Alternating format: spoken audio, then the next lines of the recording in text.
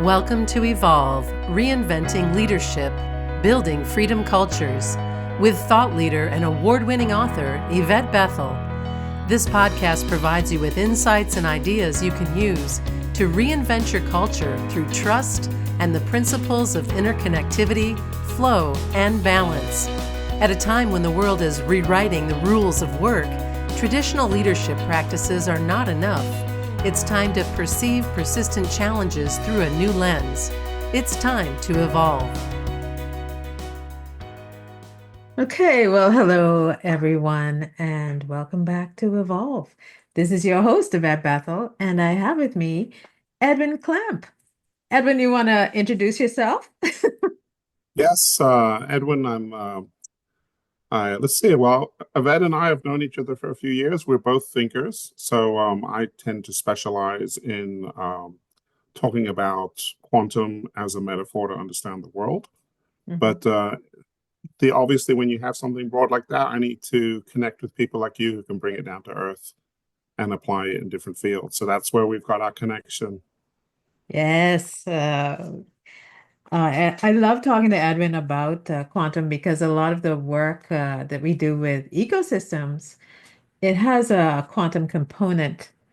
And so that's why we're kind of interfacing and just having a conversation. This is a continuation of a conversation, and we'll have more of these conversations about interconnectivity, flow, and balance, aka ecosystem leadership. So with that, we'll just jump in. And what we're going to talk about today is change as a constant. And what that really means is ecosystems are living, they're alive, and they're moving, they're shifting, they're creating some kind of homeostasis all the time. And so, what as a leader, understanding how ecosystems work, it's really important to understand the micro and the macro changes that are happening from biotic and abiotic factors that are impacting the system from the inside and the outside of the organization. So, or family, or whatever group you're thinking about. The point of paying attention to all these changes is that if you don't pay attention to it, the ecosystem will shift itself and find its own homeostasis, and that can create a challenge, especially if it's creating a state of balance that is not aligned with the direction you want to take it in order to future-proof the organization in the event of, unexpected, unpredictable kinds of things happening. Looks like you want to say something, Edwin. Oh, no, I'm just reflecting on all the different things you're saying about I I think I guess what's really prominent in my mind right now is your model, like you said, the ecosystem model is a living model. I think you used the word breathing model, Mhm. and it's very dynamic. And I think what's very interesting as I reflect on how people view things in society and they, for example, view their organizations, there's this very strong bias in the way we think towards static things. We view an organization kind of, even though we acknowledge that it's got some dynamism, it's like we view it as a solid thing. Like, this is IBM, boom, this is the thing. And that bias is in fact a bias that is, in the negative sense of the word, it prejudices against seeing certain really important facets that are relevant to that actual dynamic reality of the organization. So uh, what I love about your model is it is shifting away from that static kind of concept to a dynamic concept. Right. And it allows us to talk about things that are relevant. Last week, we talked about the IFB model. And this week, we're talking more specifically about change as a constant. Okay. And in that sense, we hear change, dynamic, constant, static. So I feel like as we're talking about this topic, we're actually now talking about the reality of paradox within organizations Hmm. and how we can use these different ways of looking at it. We used the word lenses last week to really understand some of the relevant things, especially in a world now that is becoming more and more dynamic and faster. Hmm.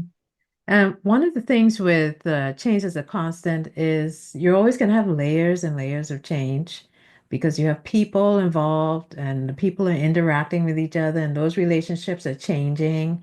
Trust is shifting or not. And then competencies change or stay the same and they're not aligned with what's needed. So all these things are happening. It creates a whole ton of layers, and those layers contribute to tensions.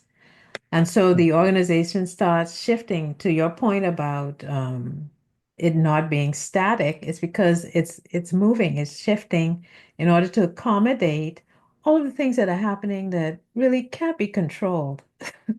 These things, Right. someone could have conflict one day and then they stop talking to each other, but their work is interdependent.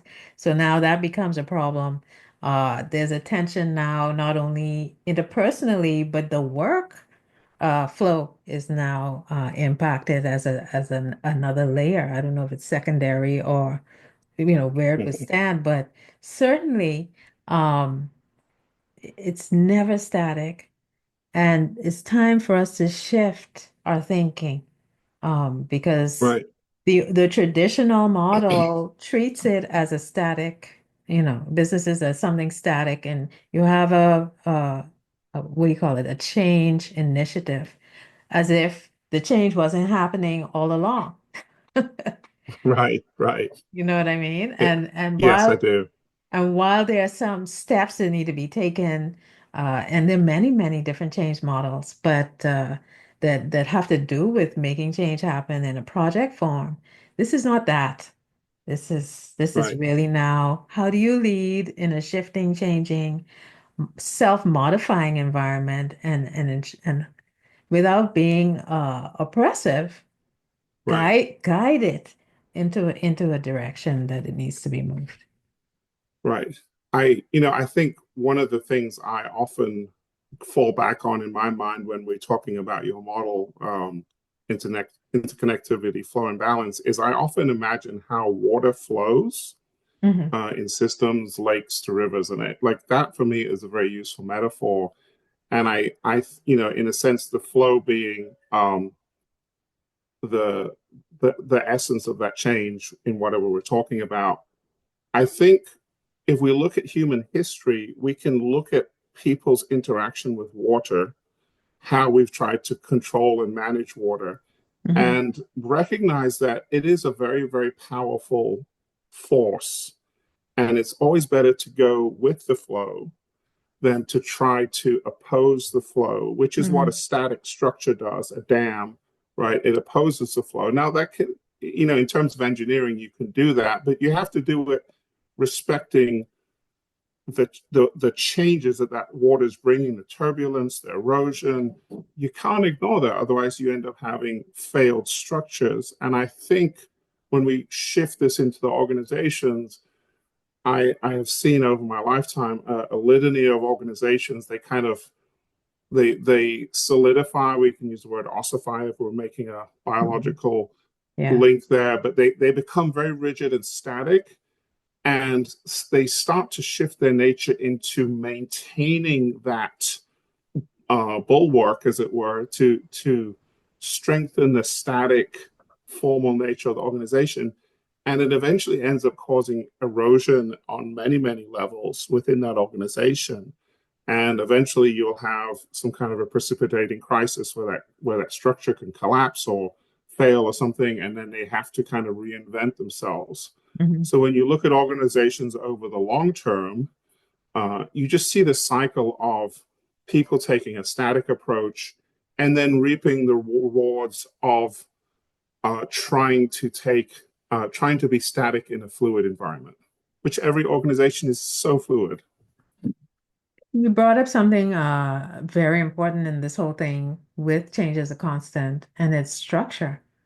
Um, One of the things that the model at the next level, when we take a look at the interconnected infrastructure, is that it takes into consideration how structures are designed and how they work. Because if you are trying to facilitate change as a constant and keep the ecosystem in a desired state of balance, not necessarily the state that it wants to be in, because it has its own mind.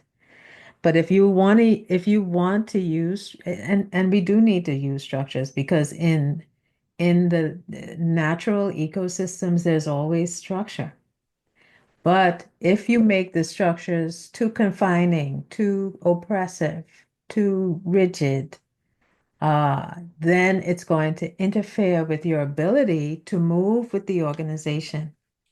So the key to change as a constant, one of the keys is to have structures that are solid enough yet flexible enough. And I think because of the way that schools, academia actually trains us to kind of build more bureaucratic, more Right, fixed structures, that doesn't work with change as a constant. right. And I think, again, going back to nature as a metaphor where we can derive some understanding, as as our civilization has engaged with nature and tried to overcome it. For example, we've invented airplanes to fly.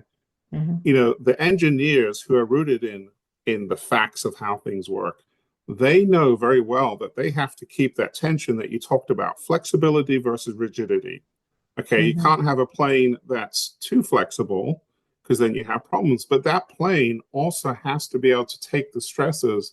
And it's that flexibility in the wings, Right. for example, if it hits the air pocket, it can go woo. It's that flexibility that is, in fact, giving it strength and Yeah, allowing it to survive.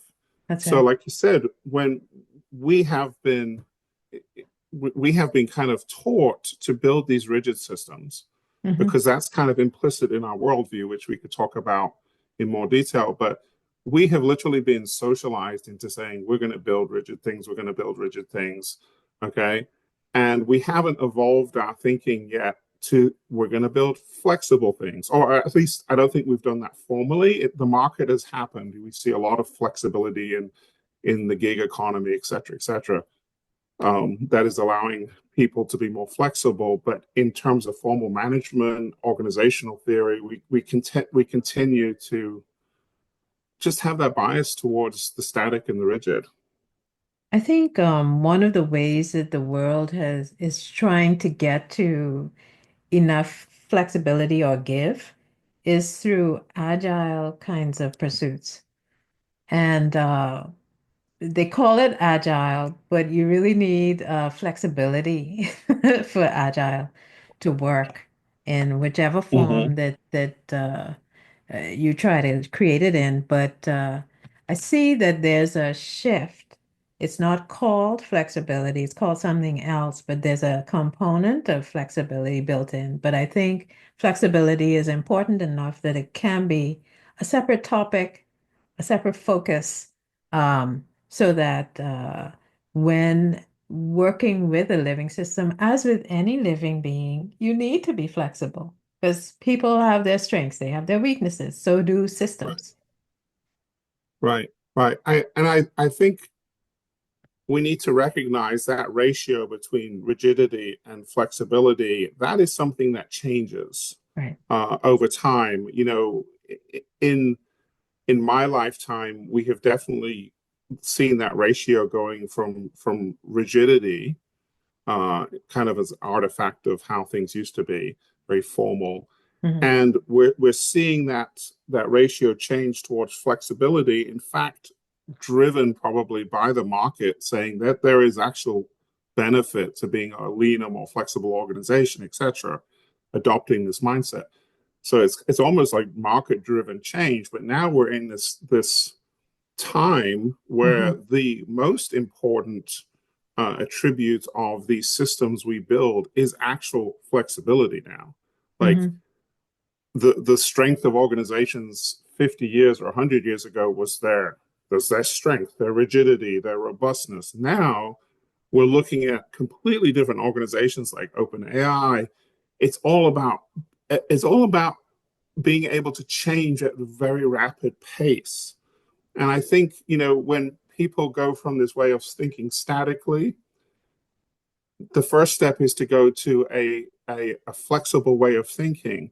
And then the next step there is to recognize flexibility is proportional to the rate of change. And I think right now we're in a time of very rapid change. And so this should be something that is at the forefront of every business leader's mind is, you know, how am I approaching this? What's the ratio of rigidity to flexibility in my organization? How can I encourage more flexibility at all levels? You used the word levels earlier, but at all different parts of the organization, how can I equip them to adapt to the individual challenges that they're facing, like the logistics group? How can I empower them to adapt to the changing logistics market, or the insurance group, or whatever? They're all dealing with very rapid change, and the leader nowadays has to not so much be a change agent, but a change facilitator within the whole organization. Mhm. And one of the ways to, one thing I want to say is rigidity isn't necessarily a bad thing. I think it just needs to be in balance with flexibility. And in order to create that right balance, you need to nurture different kinds of relationships because within command and control infrastructure, usually the relationships are more transactional. That doesn't lend itself to flexibility because people are not willing to take a risk. So trust needs to be built into the infrastructure through the relationships in order for the flexibility rigidity ratio to start to shift because otherwise people are not going to feel safe enough to kind of step outside the bounds. Right, right. And I think the use of the word risk there is very important. We have to recognize, I can harken back to the work of Edgar Schein, the father of organizational psychology, Hmm. but most behaviors in an organization are somehow coming out of a survival instinct. People are choosing to do the things that minimize their risk in the situation, Hmm. their career risk or their political risk or whatever. And again, if we look at our mentality, we have this very archaic mentality. Safety is inside the castle walls, right? That's where I'm going to be safe. I'm going to build this rigid structure around me, and that is going to be my bastion, and I will be safe within that. Hmm. I think we can look, if we take this martial metaphor, we look at the evolution of warfare. It has been away from the rigidity, okay? And even in a modern context, for example, our most rigid and robust warfighting machine, the tank, which has got huge amounts of steel, they're being taken out by these very flexible, Hmm. dynamic little drones that Hmm. are so the threat to the rigid system by the agile, flexible systems is very, very substantial. Hmm. And yet, people instinctually want to run back into that castle, not knowing that that actually is the wrong thing to do. Okay, you got to you have to adapt. And I think organizationally, we still see this history of management theory and everything, which is rooted in that other mindset, Hmm. and it's not working for those organizations that are engaged in that, in a sense, the rapidly changing battlefield. I think the key to this is, and I think we spoke about it last time, is making sure that the change is not a superficial one. It's a change that actually creates flexibility and the right balance between flexibility and rigidity. Because if there's a superficial change to make it look like, okay, now we're flexible, first of all, that's a whole mindset, heart set, headset, Right. whatever kind of shift Mm-hmm. that's quite deep. But Mm-hmm. sometimes organizations say, okay, we did it, and then the change fails because Right. Yeah, go ahead. Yeah, so I think about how we as human beings manage change physically. Hmm. And certainly, we're cerebral creatures. Certainly, there is a role for our cerebral mind to help us adapt to change. Like maybe we need to start going to the gym or doing something like this. So there is some kind of central command and control piece of our adaptation to change. Hmm. But there is a lot of our change mechanisms that are not centrally controlled. So, for example, if we're going to the gym and we're trying to change our muscle to grow it, or we're running and our bones have to be strengthened, those little osteocytes, those little bone cells, they are they're sitting there. They've got one task, and that is to sense the stresses in the organization and uh, to make microscopic changes to the structure of your Hmm. bones. Right? They call it bone remodeling, but you've actually got these little cells that are continually tinkering with your bone structures to optimize it for the stresses that you're experiencing. And so I think while there is a role for leadership to kind of play that rational mind that says, okay, we're going to look out for the overall health of the organization, they also have to be facilitating those individual players making micro changes to the stresses Yes, of their roles, yes. right? So it's not one or the other; it's the ratio. Okay, and But that can change depending on what kind of an organization it is, what's happening in the world. Very, very dynamic. yeah, I think you hit the head on the nail on the head, not the head on the nail. But but certainly trust again is the high quality connective factor that helps with Right. what you're talking about because it's not a centralized, you can't fix a centralized controlling system with a centralized solution. It has, you Right. have to decentralize it and break it up a bit so that people have the freedom to connect more deeply. Otherwise, Hmm. you're just repeating what you've done and going back into the same pattern. Hmm. So I think it always is going to come back to real relationships and trust. Right. In families, it'll look like love. Hmm. At Right. work, Right. it'll be more trust-based. It's, I don't think a lot of people trust each other, love each other at work. Some do, Right. Right. but Um, it's not the norm. right. And I do think, when we look at this from the organizational psychology point of view, you get, like I said just now, the the the behavior of most people is so in some way is driven by Mm, fear or um, wanting to remain safe. I mean, right, they're right. making decisions coming out of that deep emotional space, and often they're not Yeah. even aware of it.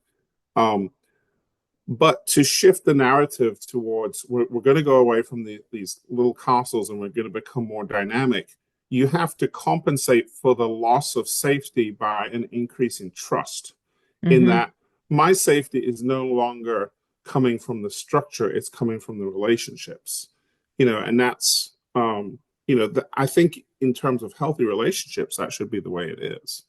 Mm-hmm. It's coming from a trust that we're safe within the context of this relationship. Mm-hmm. So as we shift towards the more fluid and dynamic IFB kind of systems, there also has to just be that shift in trust to compensate for the perceived safety of the old systems. I mean, this is why people always say change is painful because they're giving something up. You need to give them something in return. I think, and this is a great segue into what are those competencies that we need now to really navigate change as a constant? Because these competencies are very different than the ones that apply to a more static approach to a more perceivably static organization. Right, It's right, only a perception because they are not right. static.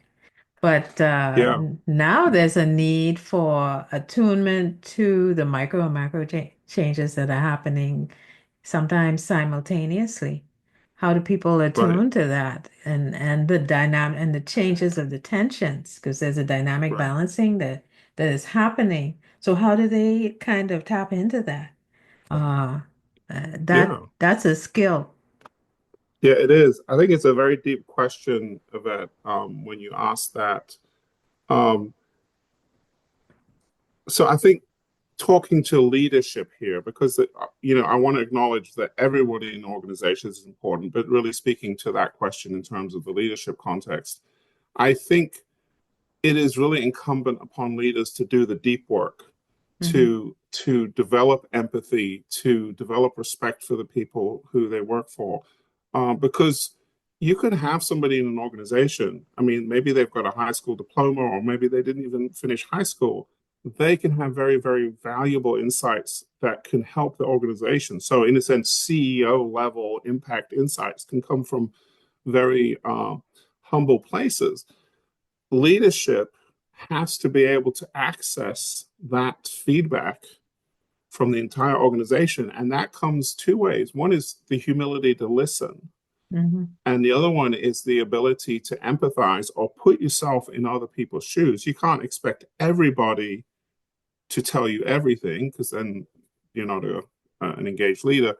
But you should be able to think through things from the perspective of the different constituent groups. So, like, okay, I want to do this in the organization, but what's the ripple effect going to be for this department, logistics, and treasury or whatever? You've got to be able to think empathically and figure out, how is this change impacting the whole corpus of my organization? You know, Hmm. and Hmm. and do things that we would do for our own body. If we're going to go learn how to roller skate, let's put some knee pads on. Let's bolster that a little bit and make some changes.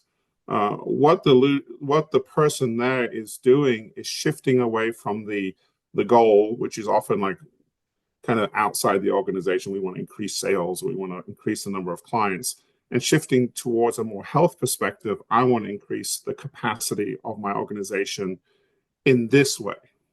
We're going to grow trust, or we're going to grow, cross training or something.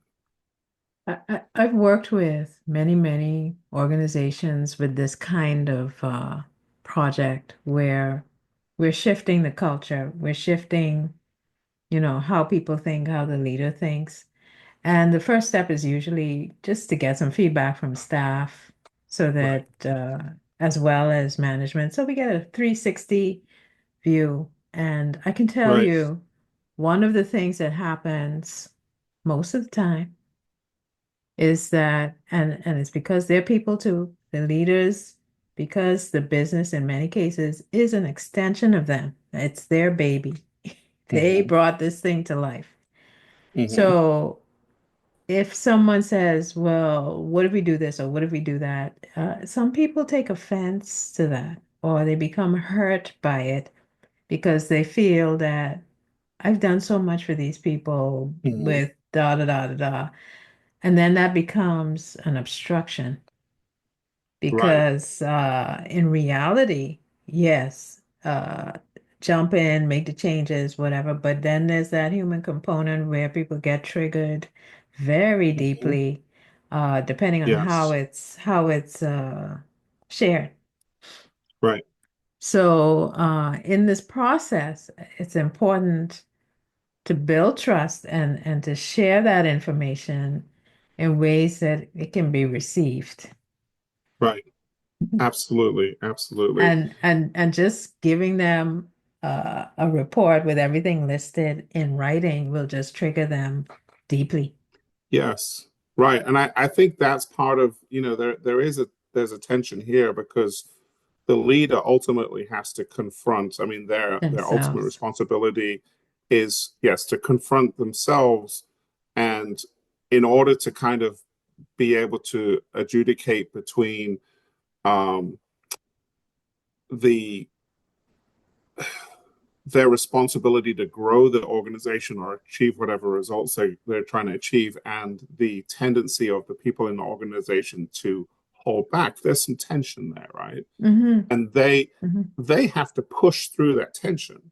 So it can, in order to see the organization grow, for example, they have to challenge people um, and stuff like that. But the paradox there is to do that in a way that is healthy for the organization, they have to be willing to do it to themselves, to challenge themselves, to grow. And it's very, I mean, I was a CEO once, and I experienced exactly what you said. You have a sense of ownership in the company, and you're like, I have done so much for these people, and it hurts. It's painful. But at the end of the day, if you're going to be in that position, it is your responsibility to do that deep work and work through that place so that you can kind of go into the role of humble leadership. Um, Again, I think if we go back to the ecosystem model, the big lesson about ecosystems, I think, from the last 50 years is humility. We can't just go into an ecosystem and start changing and tearing everything up because we cause it to collapse. That's right. Um, you know, to come into an ecosystem, and this is actually happening now in business, like particularly, for example, the wind power industry. They're putting in wind farms, but they're doing it in a way that is very sensitive to the ecosystem, right? They're paying a lot of attention to the minuscule things, and they're willing to um, put the resources on the line for those little things because they know they're important. And the way that's benefited that industry is they have gained people's trust Mm. because they can now go into an area and develop a wind farm. And those people know by looking at what they've done elsewhere that they are actually good stewards of that ecosystem. Hmm. So even like from a very kind of linear mentality, we're like, I don't want to spend $1 million on, trying to protect this endangered toad. I just want to build a wind farm.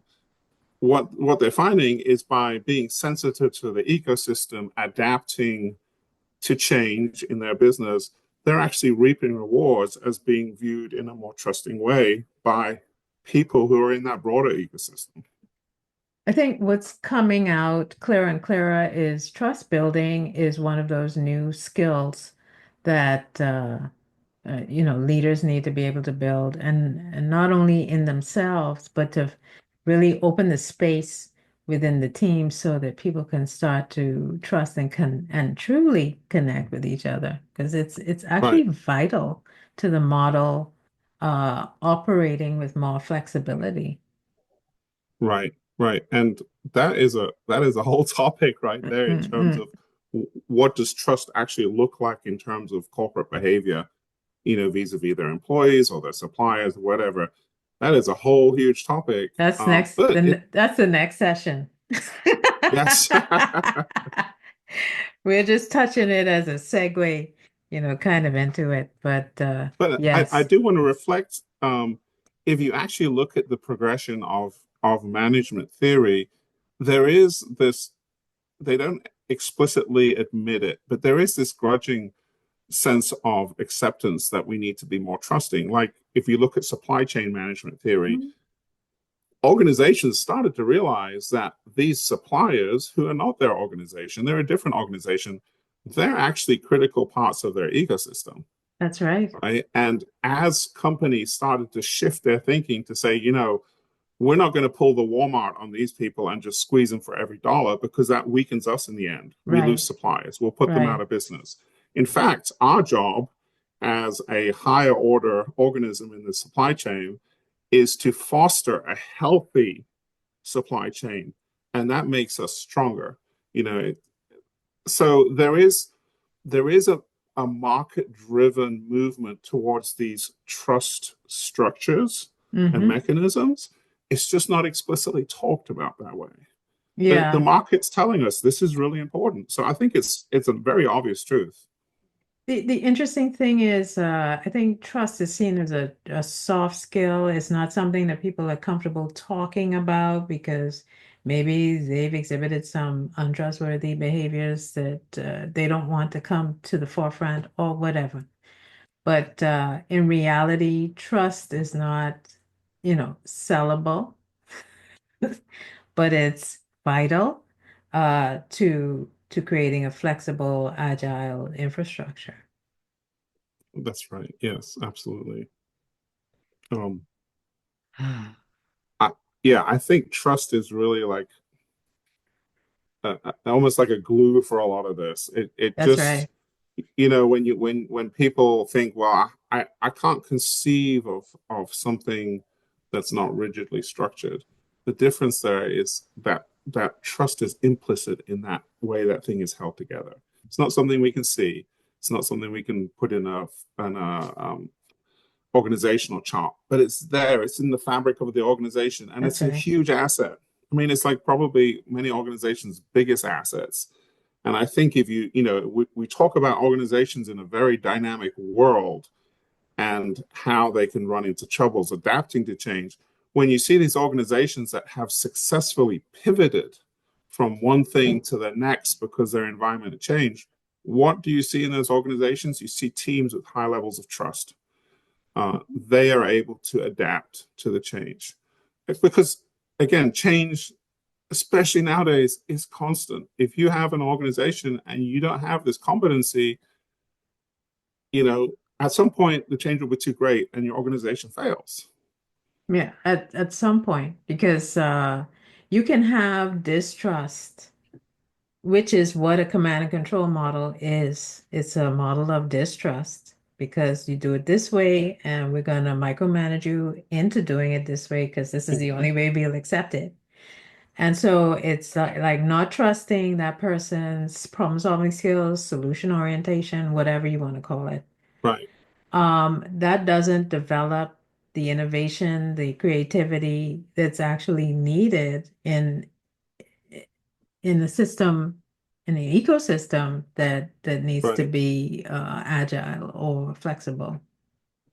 right. And I think what ends up happening as a leader, you have to have more of a pull type style of leadership as you progress to this more and more dynamic environment.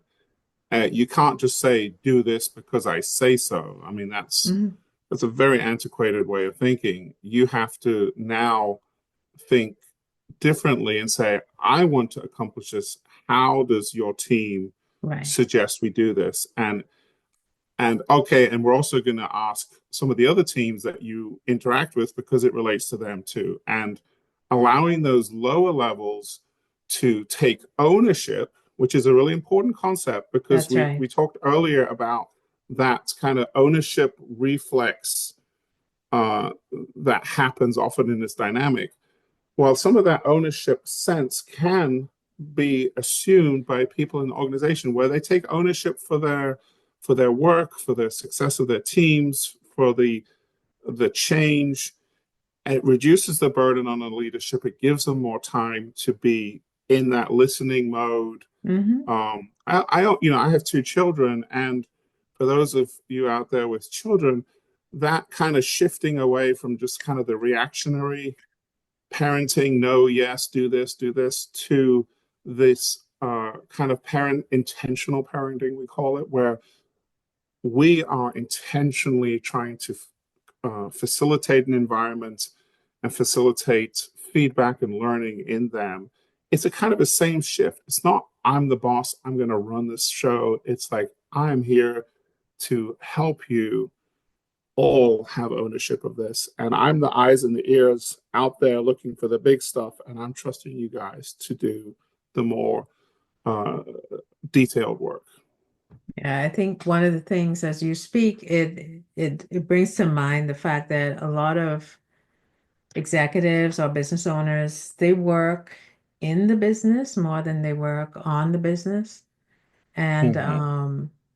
the invitation now is to make a shift from, just getting so embedded in the weeds that the business is kind of running itself because they're Mm-hmm. not spending enough time on the business. So what it's doing is it's balancing itself, finding its own homeostasis. So the invitation is to come up to the balance level so that you can see both, perspectives Hmm. and be more, what's a good word? Just decisive, more, oh, what's the word? Eh,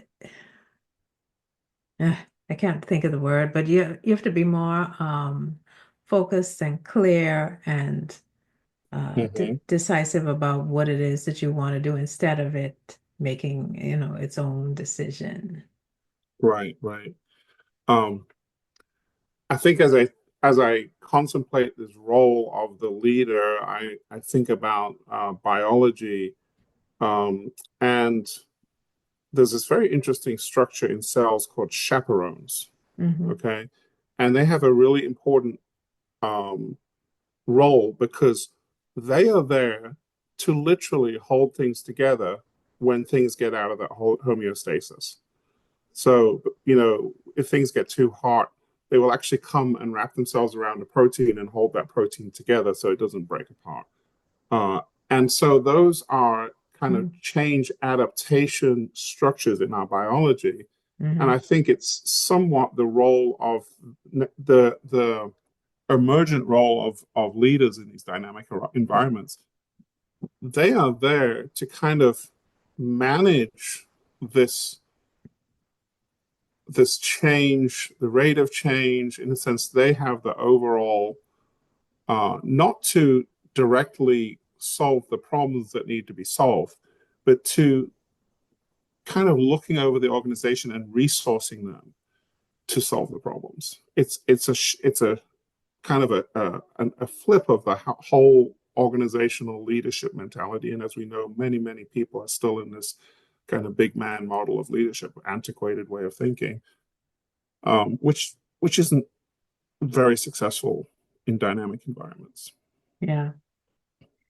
I think we're gonna in our next episode, we're gonna talk about trust as a interconnective factor and all the other different types of connective factors that people use instead of trust. So we'll explore that in our next conversation. And for now, with that, I'd like to thank you, Edwin, Thank you, Yvette. It's for great talking to you again. yeah, these conversations are going deeper and deeper every time. Um, do you want to just share with everybody, where they can get in Where contact with you? Oh yeah, absolutely. Yes. So again, my name is Edwin Clamp. Very easy to find. You can email me at edwin@edwinclamp.com, or I'm on LinkedIn. Easy to find there. And to be honest, I'm very happy. Would love for people to reach out. I do think about these things very conceptually and theoretically, but ultimately the point of that is to find helpful applications for people. So if there's somebody out there who is dealing with complexity and change, and they're just kind of banging their head against the wall, I can help people like that navigate through, what do we need to look at this differently? How can we solve this problem? That's kind of what I do. So Great. Great answer. And thanks. and for me, I'm Yvette Bethel. I'm the host, and along with several other partners, we've developed an academy that's, solely dedicated to creating people who are more attuned to ecosystem leaders, and it's called the IFB Academy. And you can check it out at organizationalsoul.learnworlds with an S.com. I'll put it down in uh, the content below. But you're very much invited to kind of explore what it is that we have to offer so that you can, kind of update your approach to leading and create a more flexible, free, because we're all about freedom culture. So a more flexible and free organization so that it can, you can future-proof your organization. So with that, this has been Yvette Bethel and Edwin Clamp, and we'd like to thank you for joining us on Evolve, Reinventing Leadership, Building Freedom Cultures. Thank you for listening to Evolve. Reinventing Leadership, Building Freedom Cultures. Learn more about our proprietary trust, leadership, and culture courses and certifications at the IFB Academy. You can check them out at organizationalsoul.learnworlds.com.